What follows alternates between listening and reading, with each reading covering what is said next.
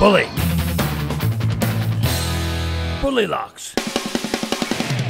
The U-disc lock has a versatile U-shaped shackle that can be used with a cable or on its own. The 12.7mm shackle on this disc lock is heat treated for superior protection. A cam-style dust cover protects and extends the cylinder life. It has dual locking pins for added security and an auto-turn locking system that releases the key when the shackle is closed. To use the U-disc lock, rotate the cam-style dust cover to reveal the keyhole and insert the key.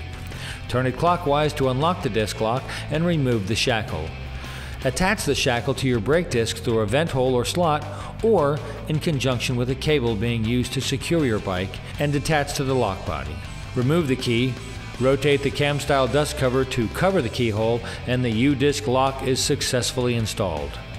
To remove the lock, open the dust cover, insert the key and turn it clockwise to release the shackle and remove it. Always remember to remove any lock from your motorcycle prior to riding. Sold separately, the Bully Disc Lock Reminder, an easy-to-pack yellow coiled cable that prevents dangerous and costly ride-offs. Bully locks.